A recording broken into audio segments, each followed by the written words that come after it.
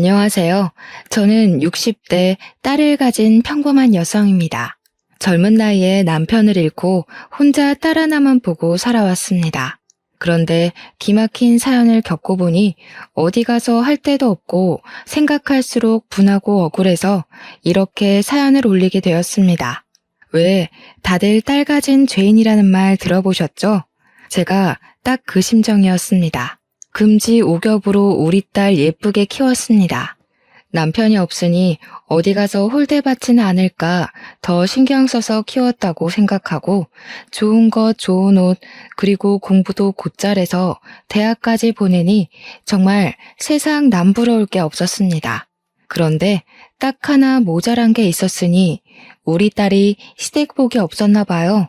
결혼 생활 3년 동안 아이가 안 생기니 시댁에서 아이를 쥐잡듯이 잡아댔거든요. 처음 딸이 사랑하는 사람이라고 사위를 데리고 왔을 때 그래 너만 좋으면 엄마도 좋다 하고 했습니다. 다른 거 볼 게 뭐 있었겠어요. 그냥 우리 딸이 데려온 사람이니 잘 골랐겠지 하고 믿었습니다. 처음 사위를 보는데 생긴 것도 반반하고 성격도 서글서글하면서 어머니 어머니 하는데 참 마음에 든다 싶었어요. 싹싹하고 성실하고 더 볼 게 없었죠. 사위에게 물어보니 그 집도 어릴 때 아버지가 돌아가셔서 홀어머니 밑에서 자란 터라 서로 잘 맞겠지 싶기도 했어요. 저희도 남편이 일찍 죽고 혼자 키운 딸이라 사돈이랑도 그런 공감대가 있겠다 싶었어요. 시집살이 덜할 수도 있겠다 싶었거든요. 둘이 잘 만나다가 딸이 사위랑 결혼을 하고 싶다고 말을 했습니다. 사위 얼굴도 모르는 것도 아니고 성격 좋은 것도 알았겠다 싶어서 너희들이 결혼하고 싶으면 해라 하면서 흔쾌히 결혼을 허락했습니다. 결혼 준비는 본인들이 알아서 한다면서 저는 신경 쓰지 말라고 하는 겁니다. 그냥 상견례 준비되면 와서 밥 먹고 사돈끼리 얼굴 한번 보면 된다고 말입니다. 본인들이 알아서들 착착 준비하는데 얼마나 기특하던지 저는 알았다고 했습니다. 딸과 사위는 작은 한정집 집에서 상견례를 준비했습니다. 아담한 한옥이 운치 있고 참 좋더라고요. 기분 좋게 안으로 들어가서 앉았습니다. 사돈이 되실 분은 아직 오시지 않았더라고요.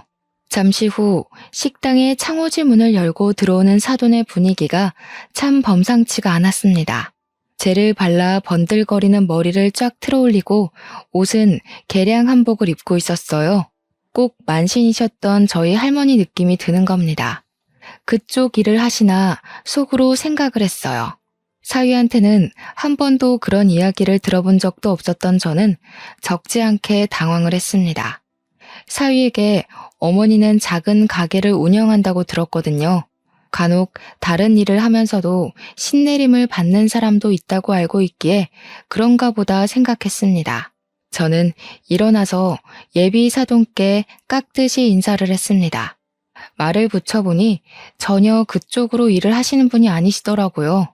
작은 가게를 최근에 접고 그냥 친구들과 여행을 즐기신다고 하더라고요.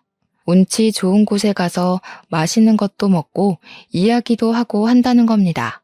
그냥 취향의 한복을 입으시나 했습니다. 그런데 사람을 보면 첫 느낌이란 게 있잖아요. 그 느낌을 지울 수가 없는 겁니다. 뭔가 뒤에 있는 것 같은 찝찝함이 들었습니다. 저도 조금이나마 만신의 피가 섞여서인지 간혹 그런 감을 느끼곤 했습니다. 왜 사람 촉 좋은 사람들이 있다고 하지 않습니까? 바로 그게 저거든요. 그래서 계속 이렇게 안 좋은 느낌으로 의심하는 것보다야 확실하게 물어보는 게 좋겠다 싶어 사위를 불러 물어보았습니다. 모르는 것보다야 아는 게 좋다고 생각했었고 혹시라도 그쪽 일을 하신다면 제가 주의할 점이 있을 것 같았거든요. 그래도 사돈 어른인데 무슨 일을 하는지는 정확하게 알고 넘어가면 좋겠다 싶었어요. 저는 넌지시 어머님이 만신 일을 하느냐 하고 물어보니 사위는 제 말을 듣더니 절대 아니라고 벌쩍 뛰더라고요. 자신은 점 같은 거 믿지도 않을 뿐더러 좋아하지도 않고 어머님도 그쪽하고 아무 관련이 없다는 겁니다. 그쪽으로 일을 하신다고 해도 상관없다고 했죠. 저희 집도 윗대 할머니께서 만신을 하신 터라서 그냥 물어봤다고 했어요. 그래도 질겁하기에 저는 사위의 손을 잡고 걱정하지 말라고 다독였습니다. 하지만 감이 이상할 때 좀 더 알아볼 걸 그랬습니다. 그래도 살아온 세월로 느끼는 감이란 게 있는 건데 왜 그렇게 대충 물어보고 놓쳐버렸는지 나중에 후회하게 될 줄 누가 알았겠어요. 딸은 사위와 무사히 결혼도 하고 작은 아파트를 얻어 둘이 오손도손 정말 잘 지냈습니다. 사위도 지극정성으로 딸을 챙겨주는 모습에 결혼 잘 시켰지. 그래 둘이 죽고 못 사는데 사랑하는 사람이랑 시켜야지 하고 안심하고 지냈습니다. 그런데 그렇게 잘 지내던 딸 부부에게 문제가 생긴 건 딸이 결혼한 지 3년 차에 일어났습니다. 결혼한 지 꽤 되어도 아이가 안 들어서니 딸도 스트레스를 받는지 얼굴이 점점 안 좋아지는 겁니다.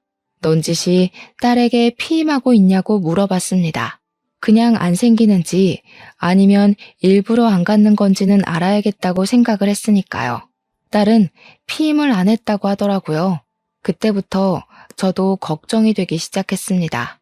피임을 안 했는데 3년 동안 아이가 안 생기니 스트레스를 많이 받겠다 싶었어요. 사위는 아이를 아주 많이 원했고 참 좋아하는 사람이라는 걸 알았으니까요. 병원에 가서 검사라도 해봐라 다독여서 보냈더니 병원에 가서 검사도 해보았지만 둘 다 정상이라는 소리만 듣고 왔답니다. 병원에서 기다리면 생길 거라고 애 가지는 게 급하면 인공수정이나 시험관을 하라고 했답니다. 딸도 그럼 인공수정부터 한다고 하더니 어느 날 갑자기 안 하겠다고 하는 겁니다. 왜 그러냐고 물어봐도 대답이 없고 얼마나 답답하던지 원래 속에 있는 이야기를 안 하는 아이라 자기 속도 속이 아닌가 보다 하고 그냥 넘기길 반복했습니다. 조금 더 물어볼 걸 입 닫고 있는 것은 속이 골마간다는 건데 그때 저는 눈치를 채지 못했습니다. 하루는 딸이 찾아왔는데 기운도 없어 보이고 저에게 할 말이 있는 것 같은데 입을 꾹 다물고 말을 안 하는 게 아니겠어요? 그날뿐만 아니라 몇 번이나 저를 찾아와서 아무 말 안 하고 가기를 반복하더라고요. 무슨 일이 있냐 하고 다시 물어봐도 역시 아무 대답을 안 하는 겁니다. 속은 속대로 타들어가는데 물어봐도 대답을 안 하고 가니 무슨 일이 있나 보다 신경이 쓰였습니다. 그러다가 제게 사돈이 저희 집으로 찾아왔습니다. 개량 한복을 곱게도 차려입고 머리를 젤을 발라 틀어올린 사돈은 대뜸 제 앞으로 붉은 종이에 금색 글씨가 쓰인 부적을 여러 장 내려놓았습니다. 사돈어른, 이것을 한 장은 이불 안에, 그리고 한 장은 천장 위에, 그리고 한 장은 현관에 붙여두시고 나머지 한 장을 자시에 촛불 켜고 정화수 떠놓고 제발 딸아이 아이를 가지게 해주십시오. 빌고 나서 촛불에 태워서 부적가루를 정화수에 띄워서 드시면 됩니다.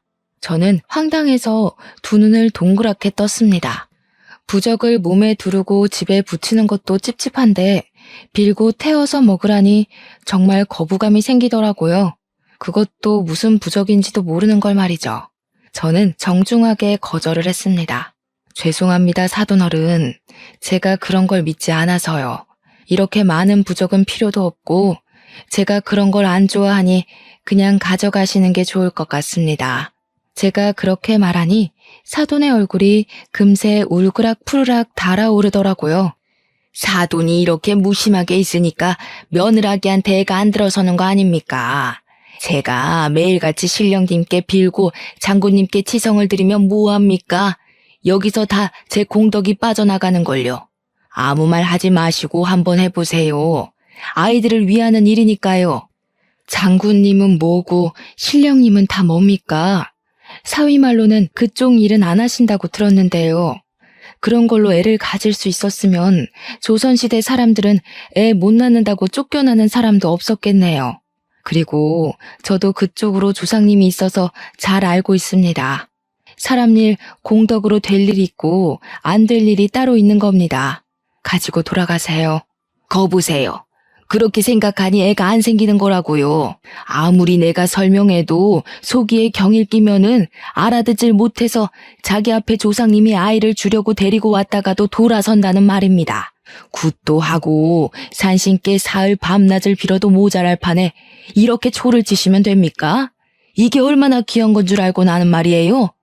우리 선녀님께서 기도하고 또 기도해서 지은 영험한 부적입니다. 아휴, 저는 아무튼 그런 거 안 믿어요. 이거 당장 가지고 돌아가세요. 다시는 이런 이야기 꺼내지 마세요. 그런 거 가지고 혹시 애들한테도 강요하거나 하시지 마시고요. 그냥 기다립시다. 아이들이 알아서 잘 할 테니까요. 나이도 아직 젊은데 왜 그렇게 성하세요? 병원 다니면 금방 생길 겁니다. 사도는 얼굴이 시뻘개져서 부적을 집어들고 횡하니 가버리더군요. 그렇게 돌아가고 나니 깊은 한숨이 새어나왔어요. 그간 제게 딸이 말 못한 게 저것이구나 하고 그제야 생각이 들더라고요. 저는 이런 걸 안 믿으니 말도 못 꺼내고 얼마나 고민했을까 하고 말입니다. 저희 할머니가 아무리 만신이어도 저렇게 어이없는 짓은 하신 적이 없었는데 저는 더욱 의심이 들었습니다. 전화를 해볼까 몇 번이나 핸드폰을 들었다가 내려놓기를 반복했어요. 제가 말했다가 또 속만 뒤집는 거 아닌가 걱정이 되었습니다. 그렇게 며칠을 소가리를 하고 있을 때 딸이 울면서 집으로 뛰쳐왔더라고요.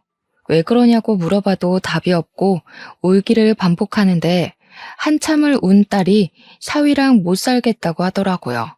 붉은 천을 가지고 와서 몸을 묶어 대지를 않나 이상한 부적을 가지고 몸에 붙이질 않나 밤마다 악몽을 꾼답니다. 그때 사돈의 부적이 생각났어요. 그 옆엔 내가 애를 잡았겠구나 생각이 번쩍 들더라고요. 이번에는 사위까지 합세했다고 하니 제 속이 안 뒤집히고 배기겠어요. 그래서 그만 살아라 했습니다. 애가 뭐라고 안 낳고 살면 되지 내 딸이 더 귀한데 스트레스를 그렇게 받으면서 살 게 뭐 있나 싶었어요. 딸이 집으로 오고 나서 사위가 찾아왔습니다. 저는 괘씸해서 현관문도 열어주지 않았어요. 정말 화가 나더라고요. 아껴주겠다, 사랑해주겠다 데려가 놓고선 그런 짓을 하다니 말입니다. 내 금쪽 같은 딸한테 한 일을 생각하니 피가 거꾸로 솟았습니다. 그런데 사위가 돌아가지 않고 현관 앞에서 무릎을 꿇고 또 빌고 또 비는 겁니다.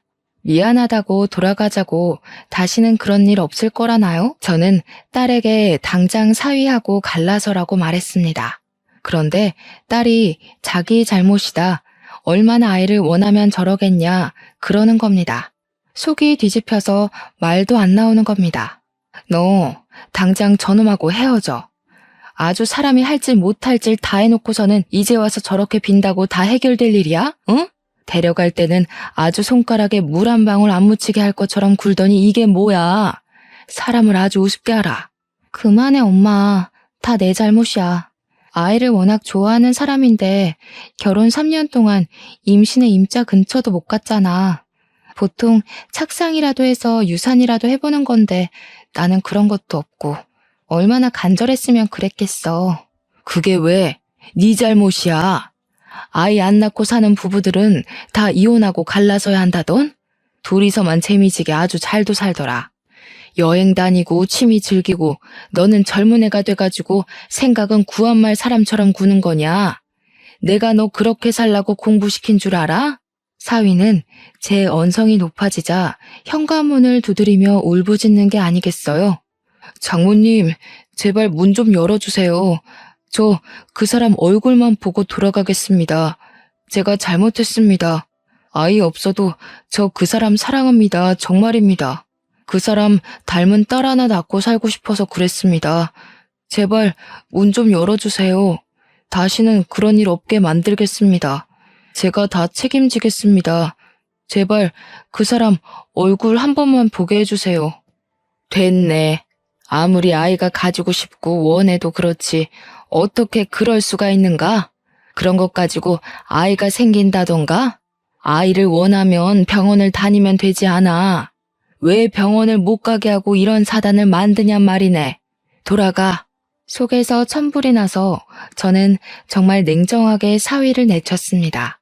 딸아이가 돌아간다고 해도 저 집안이랑 엮이면 될 일도 안 되겠다 싶었습니다. 잘못된 방법으로 아이를 닥달하는 것을 보니 화가 치밀었어요. 딸아이에게도 절대 사위에게 갈 생각하지 말고 이혼하라고 신신당부를 하고 또 했습니다. 자기 속도 썩어 문드러지는지 방에서 나오지도 않고 울고만 있더군요. 그렇게 울다가 딸아이는 잠을 자고 또 잤습니다. 사람을 얼마나 들들 볶으면 사흘 밤낮을 잠을 자는지 안쓰럽고 가여워서 자고 있는 딸아이의 머리를 쓸고 또 쓸었습니다. 일단 딸아이가 심적으로 안정을 되찾으면 바로 이혼하라고 다시 말할 생각이었습니다. 딸아이야, 사위와 한 입을 덮고 살았으니 독한 맘 먹고 못 꺼내낼 수 있지만 저라도 독한 맘을 먹고서 이 결혼을 끝내야겠다고 생각을 하고 있었으니까요. 하지만 일이 사람 뜻대로 되나요? 그날은 딸을 몸보신 시켜야겠다는 생각으로 멀어도 그날 잡은 소를 파는 시장으로 가서 고깃감을 사왔습니다. 뼈는 폭 고아서 사골 해먹이고 고기는 딸아이가 좋아하는 갈비를 할 생각이었거든요. 집 현관문을 열고 들어왔는데 집안이 난장판이 되어 있는 겁니다. 누가 도둑이 든 것 마냥 어질러진 집안을 보고 놀라서 딸아이 방을 벌컥 열었습니다. 하지만 그곳에 딸아이는 없었습니다.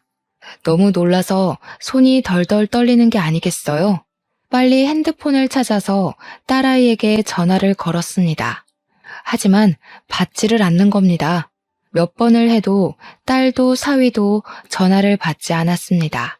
순간 경찰에 신고를 해야 하나 아니면 기다려봐야 하나 별별 생각이 머릿속에 스치더군요.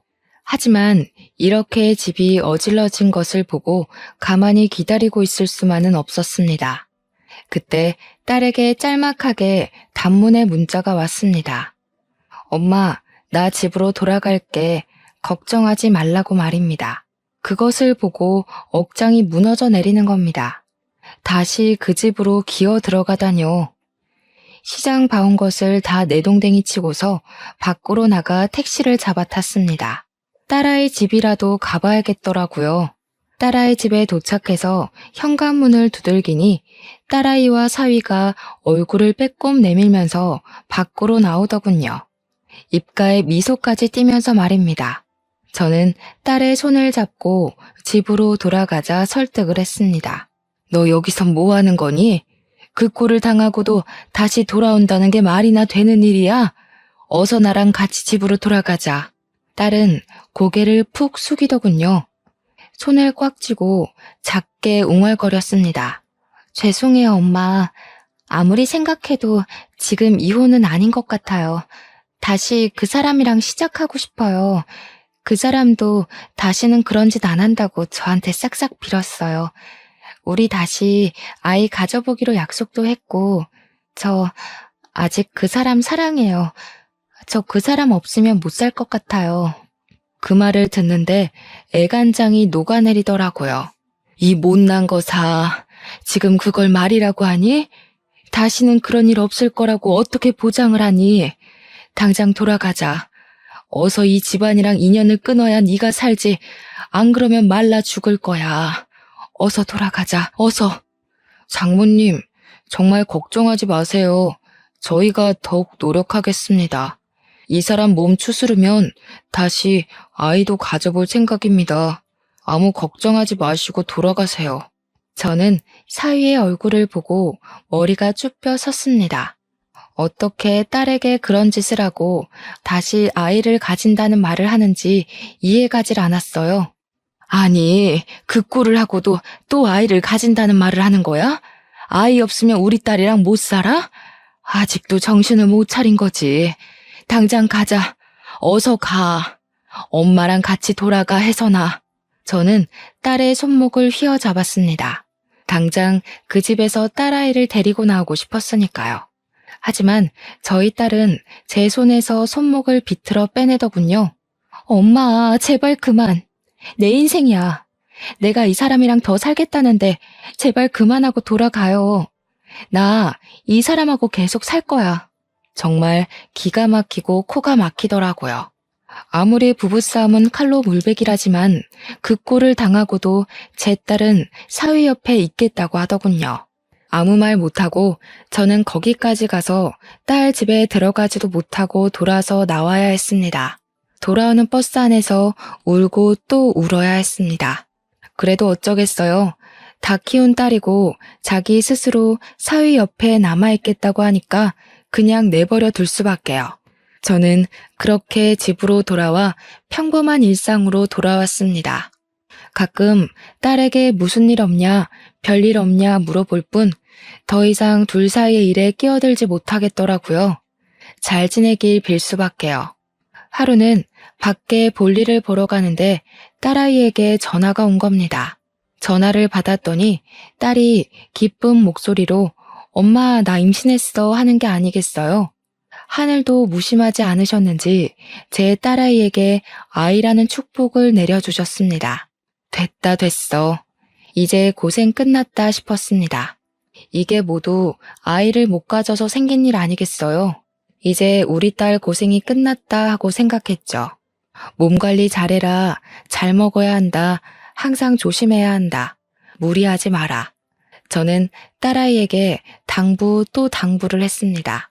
그동안 고생한 딸을 위해 뭐라도 해먹어야겠다는 마음으로 음식을 한가득 준비해서 전화를 했습니다.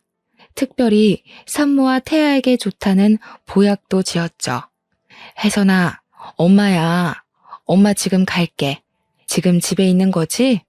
엄마가 너 좋아하는 장조림이랑 깻잎김치랑 산모랑 태아에게 좋다는 보약까지 지어가니까 조금만 기다려. 무리하지 말고. 알았지? 안 돼. 엄마 오지 마. 지금 밖이야. 그러니까 와도 나 없어. 그리고 그런 거 안 챙겨줘도 나 김서방이 잘 챙겨 먹이고 있으니까 걱정하지 말고 가져오지 마. 알았지? 아, 엄마. 나 전화 끊어야 해. 나중에 통화해. 그렇게 말하며 전화를 끊어버리는 겁니다. 전화를 그렇게 끊었어도 저는 딸 집으로 향했습니다. 저녁 되면 집에 돌아오겠지. 그리고 이미 바리바리 준비해 놓은 반찬들을 어쩌겠어요. 혼자 사는 집에 많은 반찬을 버릴 수도 없고 몸에 좋은 보약도 전해주어야 하고 저는 택시를 잡아 타고 딸 집으로 향했습니다. 택시에서 내리면서 아파트 현관으로 들어서는데 우체통이 떡하니 눈에 보이는데 딸집 우체통에 우편물이 가득 쌓여 있는 겁니다. 임신 초기라서 피곤해서 이것까지 관리를 못했나 하고 대수롭지 않게 우편물을 뽑아들고 엘리베이터에 올라탔습니다. 하지만 아무리 배를 눌러도 그리고 하늘에 달이 떠올라도 딸은 돌아오지 않는 겁니다. 이 늦은 시간까지 사위도 딸도 얼굴을 안 비치는 게 너무 이상해서 저는 다시 딸에게 전화를 걸었습니다. 혜선아, 엄마 너희 집 앞인데 도대체 어디니? 응? 임산부가 밤늦게까지 어디를 돌아다니는 거야. 빨리빨리 돌아와서 쉬어야지. 초기라서 무리하면 안 된다고 했잖아. 엄마, 나 지금 다른 곳에서 지내고 있어. 오지 말라고 했잖아. 와도 없다고. 김서방이랑 어머님이 잘 챙겨주고 있으니까 걱정하지 말고 기다리고 있어. 너 그게 무슨 말이야? 다른 곳이라니. 어디 있어? 너 지금 너희 시어머니랑 같이 있는 거야? 도대체 어딘데 엄마에게 말을 못해. 빨리 말해. 걱정하지 마, 엄마. 어머님이 우리 아이 잘 크라고 신령님께 치성 드리러 있어. 이렇게 하면 아이도 잘 크고 건강하게 태어난대. 너무 걱정하지 말고 기다리고 있어. 그만 끊을게. 딸은 다시 전화를 끊어버렸습니다. 등골이 오싹해지는 것이 온몸에 소름이 돋아오르기 시작하더라고요. 제가 안 봤으면 모를까 사돈의 그 민속신앙에 미친 모습을 보고 나니까 이대로 두면 무슨 일이 벌어질 것 같은 예감이 들었습니다. 엄마가 되어서 손 놓고 기다릴 수가 있나요? 저는 사돈에게 전화를 걸었습니다. 처음에는 제 전화를 무시하고 받지 않더군요. 저는 끈질기게 전화를 계속 걸었습니다. 제 딸한테 무슨 일이라도 생기면 그 여편네를 가만둘 생각이 없었거든요. 몇 번의 시도 끝에 사돈이 전화를 받더군요. 여보세요? 사돈 아니신가요? 무슨 일로 이렇게 늦은 시간까지 전화를 하시는 거죠? 무례하기 짝이 없네요. 예의에 어긋난다는 것을 모르시나요?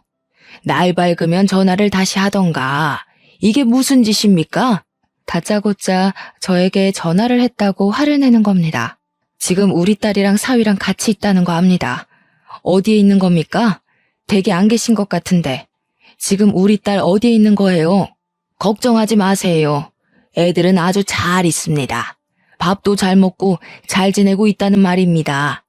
뭐가 걱정이셔서 이런 시간에 전화를 하셨나 모르겠습니다, 정말. 기분이 나쁘네요. 앙칼지게 째는 사돈의 목소리를 들으니 더욱 정신이 번쩍 들었습니다. 저는 전화기를 꽉 부여잡고 통화를 이어나갔습니다. 지금 어디 있나요? 제가 직접 얼굴도 보고 직접 해온 반찬도 먹여야겠네요. 임신 초기인데 조심하고 또 신경 쓸 때 아닙니까? 엄마 밥도 먹고 싶을 테고 사돈께서 한 번만 양해 좀 해주세요. 제 말을 듣고 사돈은 한참을 고민하더니 작게 읊조렸습니다. 뱃속 아이 걱정은 하지 마세요. 제가 얼마나 정성을 다 쏟고 있는지 아시면 아마 깜짝 놀라실 겁니다. 정 궁금하시면 사돈께서도 이곳에 와서 하늘째를 올리시던가요. 그럼 하늘이 감복해서 더 건강한 애를 주실 겁니다. 오실 때 5천만 원 준비해서 오시면 됩니다. 하늘에 재를 올리는데 5천만 원이면 아주 싼 가격입니다. 재라니, 저 여편네가 또 미친 짓을 꾸미는 것을 바로 알겠더라고요. 저는 딸아이가 너무 걱정되기 시작했습니다. 이제 홀몸도 아닌 애인데 또 무슨 일을 당하지 않는지 불안해서 전화를 받는 손이 덜덜 떨리는 겁니다. 그리고 5천이라니 그 말에 더욱 심장이 떨려왔습니다. 혹시라도 딸아이에게 문제라도 생기는 것은 아닌지 불안해서 떨리는 마음이 진정이 안 되더라고요. 그때 바로 이혼을 시켜버리는 건데 딸 마음 추스른다고 왜 그걸 못 시켰는지 순간 혀를 깨물고 싶었습니다. 저는 긴 호흡을 하고 다시 전화를 들었습니다. 구시오? 제 형편에 5천이 어디 있겠습니까? 이 나이에 돈을 제대로 벌기를 하나, 그렇다고 재산이 있기를 하나. 딱 1,000만 원 있네요. 그걸로는 안 될까요? 우리 혜선이 얼굴 한 번만 보게 해주십시오, 사돈. 아유, 사돈. 5천이 있어야 하늘에 재라도 올리고 하늘에 얼굴 한번 들어보죠. 5천이나 드는 하늘 제사에 반도 안 되는 돈을 올리면 그게 지성이 됩니까? 정성이 부족하잖아요. 1,000만 원이면 4천만 원어치나 정성이 부족한데 신령님이 노하지 않겠어요? 그 돈 없으면 며느리 얼굴 볼 생각하지도 마세요. 정말 그 말을 듣는데 눈이 뒤집힐 것 같더라고요. 살다 4천만 원 정성이 부족하다는 그런 개소리를 들을 줄은 생각도 못했으니까요. 하지만 돈이 중요합니까? 내 딸이 어디 있는지 또 무슨 일을 당할지 모르는 판국에 저는 핸드폰을 들고 앞에도 없는 사돈을 향해 허리를 연신 굽혔습니다.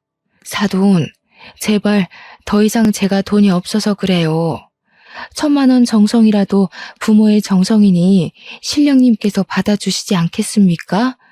제발 한 번만 그동안 정을 생각해서 우리 혜선이 얼굴 한 번만 보게 해주세요. 이렇게 부탁드리겠습니다, 사돈. 핸드폰 너머로 사돈 옆에 내 긴 한숨이 타고 넘어오더군요. 정말 고민이 된다는 식으로요. 그러더니 저보고 어디 산속으로 돈 들고 쭉 오면 된다고 말하고 끊어버리는 겁니다. 산이라니 말도 안 되는 상황에 심장이 덜컥 내려앉더군요. 이것들이 미쳐도 제대로 미쳤다는 것을 그때 알겠더라고요. 혹시 모르니 저는 다음날 당장 은행으로 찾아갔습니다. 그동안 모았던 적금을 해약하니 정말 딱 1,000만 원이 나오더군요. 그 돈을 5만 원짜리로 바꿔서 비닐에 싸고 또 쌓아서 가방에 꼭 담아서 품에 꼭 안았습니다. 이 돈은 어쩌면 제 딸을 살릴 돈이라고 생각을 했습니다. 일단 사돈이 시키는 대로 그 산을 찾아갔습니다. 작은 시골 마을 뒷산이지만 산세가 좀 험해 보이더군요. 이름 없는 산에 꽤 깊은 골짜기가 있는 겁니다. 산을 오르다가 저는 이대로 돈을 들고 가면 안 된다는 생각 번쩍 들었습니다. 돈만 빼앗기고 딸을 안 보여주면 큰일 나니까요. 주위를 둘러보니 큰 바위 하나가 눈에 띄더라고요. 저는 풀숲을 헤치고 그 바위 밑으로 가서 주위에 나뭇가지와 넓적한 돌을 들고 땅을 팠습니다. 깊숙하게 판 땅 속에 돈이 든 가방을 넣고 흙을 덮었습니다. 그 위에 돌을 올려서 나중에 찾기 쉽게 표시도 해두었어요. 손에는 이미 시커멓게 흙투성이 되어 있더라고요. 그걸 묻으면서도 어찌나 손발이 덜덜 떨리던지 목구멍이 바싹 말라갔습니다. 혹시라도 올라가서 딸을 그 돈과 미끼로 맞바꿀 생각이었습니다. 딸을 무사히 데리고 산 아래까지 데려오려면 저에게도 무기 하나쯤은 들고 있어야겠다는 생각이 들었거든요. 그렇게 빈손으로 저는 산길을 타고 올라갔습니다. 좁은 산길을 쭉 올라가니 큰 돌탑이 몇 개나 나왔습니다. 산속 돌탑에 금줄이 돌돌 말려있는 게 참 스산하게 느껴졌습니다. 돌탑을 빙 둘러가니 작은 암자가 나오더군요. 암자 옆에서 큰 돌탑이 있었는데 그 앞에서 한 10명 정도 안 되는 사람들이 탑 앞에서 무릎을 꿇고 빌고 있더라고요. 그 모습이 얼마나 기이해 보이던지 그 사람들 속에 제 사위와 사돈도 섞여 있었습니다. 저는 한참을 그 모습을 지켜보다가 그곳으로 다가갔습니다. 제가 작게 김서방 하니 사위와 사돈이 고개를 돌려보더라고요. 그러더니 다시 모른 척 고개를 돌리고 절을 하더군요. 저는 할 수 없이 다시 기다려야 했습니다. 한참을 다시 기다린 끝에 사돈과 그 옆에 있던 한복을 차려입은 여인이 저에게 다가오더군요. 딱 봐도 이 사람 보통 사람이 아니다라는 게 얼굴에서 느껴지더라고요. 아직 50대 안팎의 사람인데도 풍겨져 오는 기운이 남달랐거든요. 옆으로 찢어진 눈으로 저를 위아래로 훑어보더라고요. 옆에 서 있는 사돈이 그 여자에게 저를 소개해 주었습니다. 선녀님, 이분은 저희 며느라기 친정엄마 되시는 분이십니다. 신령님께 치성을 드리러 온다고 해서 제가 오라고 했습니다. 사돈어른 치성비는 준비해서 오신 거죠? 이리 주세요. 저는 손을 뒤로 꼼지락거리며 사돈과 그 여자를 번갈아 쳐다보았습니다. 일단 우리 혜선이 얼굴 보면 드릴게요. 우리 애 어디 있나요? 아까 김서방이랑도 같이 없는 것 같던데. 우리 딸 어디 있는 거예요? 얼굴부터 보여주세요. 일단 치성비부터 주시면 보여드릴게요. 이리 주세요. 며느리는 아주 잘 지내고 있으니까 돈부터 주세요. 그래야 딸아이 얼굴을 보여드릴 수 있어요. 돈부터 달라는 말에 심장이 덜컥거렸습니다. 안 주면 안 보여주는 거 아니야? 설마 나를 이대로 내쫓는 거 아니야? 하는 생각이 번쩍 들었습니다. 하지만 어미가 돼서 그곳까지 가서 어떻게 딸 자식 얼굴도 안 보고 오겠습니까? 처음부터 안 가면 안 갔지 그럴 수야 없었죠. 저기 산 밑에 두고 왔어요. 일단 애 얼굴부터 보여주시면 제가 가서 들고 올게요. 얼굴부터 보여주세요. 우리 혜선이 어디 있습니까? 제 말에 사돈의 얼굴이 시뻘겋게 달아오르더라고요. 그게 말이나 되는 소리입니까? 지성비를 두고 오다뇨. 거짓말 치는 거 다 알아요. 돌아가세요. 아무리 딸 얼굴 보고 싶어도 그렇지. 이곳이 어떤 곳인지 알고 그런 거짓말을 짓거리는 겁니까? 그동안 저희가 얼마나 정성을 들였는데 부정이라도 타면 어쩌려고요? 저는 땅을 파서 시커멓게 된 손을 내밀었습니다. 자, 보세요. 제 손 보고 그런 말 하세요. 제 딸 어디 있어요?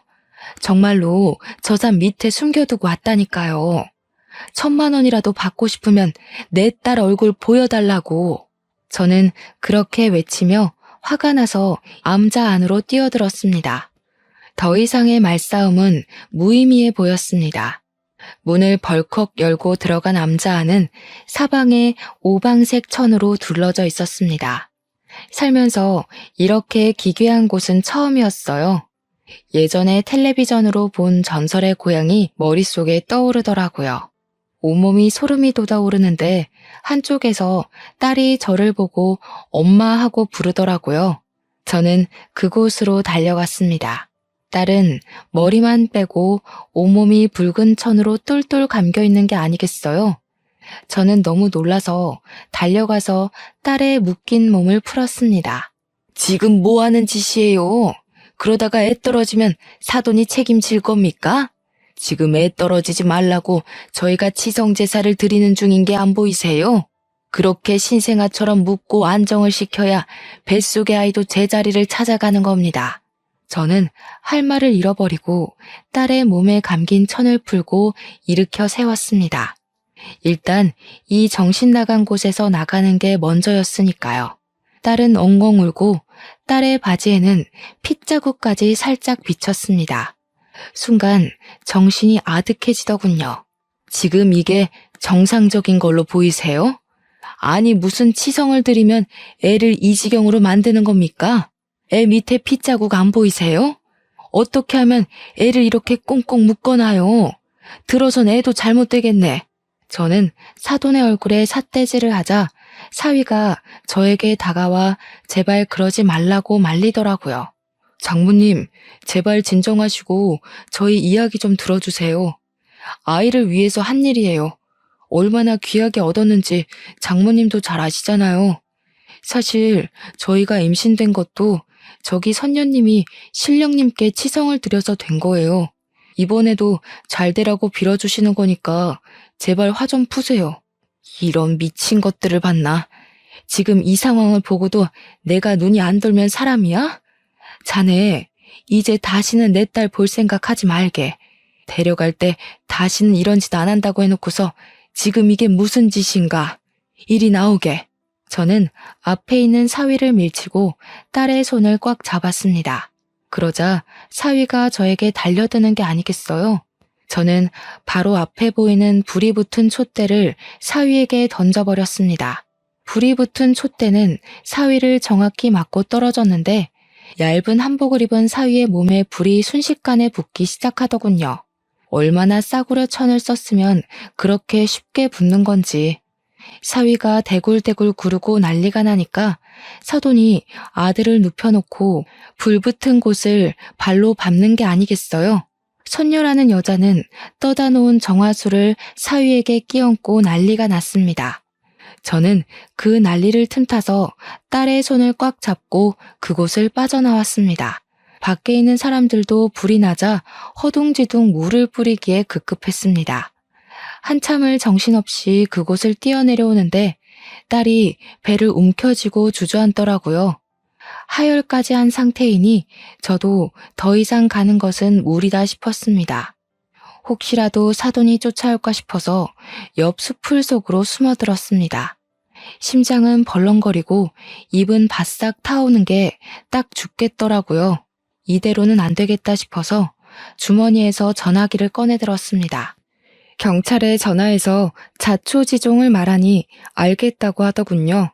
잠시 후 산길에 경찰차가 도착하자 제가 손을 흔들었습니다. 경찰 2분이서 오셨더라고요. 딸이 아프다고 하니 일단 암자가 아니라 병원부터 가자고 하시더군요. 가는 내내 그곳에서 벌어진 일, 그리고 현재 상황을 경찰분들께 설명을 드렸습니다. 이야기를 들어보던 경찰분들의 표정이 미묘하게 바뀌더군요. 최근 지역에서 어느 선녀에게 굿사기를 당한 사람들이 있었는데 아마 그 사람인 것 같다고요. 정확한 거주 지역을 파악 못하고 있었다고 합니다. 저는 경찰분께 자세한 인상착의와 암자로 가는 길을 알려드렸습니다. 병원으로 가서 또 얼마나 울었는지 모릅니다. 딸이 화장실 갈 때 빼고는 그 줄에 묶여 있었다고 합니다. 일주일씩이나요. 뱃속의 아이는 이미 유산한 지 2, 3일 정도 되어 보인다고 하더군요. 너무 오랫동안 그 자세로 묶여 있었고 또 피가 돌아야 하는데 꽉 묶여 있는 통에 더 이상 착상을 유지하기 힘들었을 거라더군요. 얼마나 속이 상하던지 오열하는 딸을 보고 같이 한참을 울어야 했습니다. 그리고 다음날 경찰분이 전화가 왔습니다. 잠깐 서로 와달라고 하더군요. 가서 보니 선녀 사돈이 경찰에 잡혀왔습니다. 이미 굿사기로 선녀는 전과 5범이고 사돈 또한 사기로 전과 3범이라는 사실을 알게 되었어요. 둘이 함께 다니면서 사기를 쳤더군요. 사위는 어디 있냐고 물으니 병원에 있다는 겁니다. 사돈이 발로 낭심을 밟아대는 바람에 제거 수술을 하러 갔다고 합니다. 참 그렇게 아이를 원했으면서도 자기 아들의 대를 자기 손으로 끊어놓다니 참으로 사람 일 알다가 모르겠더군요. 전 이혼 서류를 들고 사위를 찾아갔습니다. 도저히 이대로 지켜볼 수 없으니까요. 당장이라도 이혼을 시켜야 한다고 판단했습니다. 이제는 그 집안이랑 정말 갈라서야 할 때니까요. 사위는 병원 침대에 누워있더군요. 쫙 다리를 벌리고 있는데 그렇게 사람이 못나 보일 수가 없었습니다. 병원에서 들은 이야기로는 밟힌 날 바로 병원으로 내원했다면 바로 보건 수술을 할 수 있었는데 이 미친 사람들이 아들을 눕히고 다시 치성 기도를 올렸다는 겁니다. 그것 때문에 골든타임을 놓치고 결국은 제거를 했다고 합니다. 정말 그 말을 듣는데 기가 막혀서 말이 안 나오는 겁니다. 사람들이 어쩌면 저렇게까지 미칠 수가 있는 것인지 저는 사위에게 이혼 서류를 내밀며 말했습니다. 김서방, 두말하지 말고 바로 내 딸이랑 이혼하게. 내가 그 꼴을 보고도 자네랑 우리 딸이랑 살게 두면 부모가 아닌 걸세. 당장 여기에 지장 찍어. 안 됩니다, 어머니. 이제 저는 다시는 아이를 가질 수 없는 몸이 되었어요.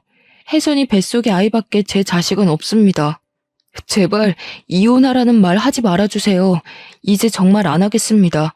혜선이가 싫다면 다시는 절대 그런 일 안 할 겁니다. 이미 딸아이의 뱃속의 아이는 사라졌는데 뱃속 아이 타령을 하니 속이 뒤집어졌습니다. 사위를 향해 따귀를 날렸습니다. 사위는 저를 보며 붉게 달아오른 뺨을 손으로 짚더라고요. 혜선이 유산했어. 다 자네와 자네 어머니 때문에 유산한 지 2, 3일이나 됐다네. 애를 그렇게 묶어두니 유산이 안 되고 배겨? 자식 잡아먹은 아비가 자식 걱정이라니. 앞으로 자네는 이제 평생 자식이 없네. 다신 그런 소리는 하지 말게. 당장 우리 딸이랑 이혼하게. 아니면 내가 자네도 고소할 걸세. 당장 여기에 지장 찍으란 말이야. 그래도 그동안 정이 있어서 이혼으로 봐주는 줄 알게. 사위는 꺼이꺼이 소리를 내면서 울더니 이혼 서류에 지장을 찍어주었습니다. 저는 한 대 뺨을 내리치려고 손을 들었다가 울고불고 난리를 치는 사위를 두고 그냥 밖으로 나왔습니다.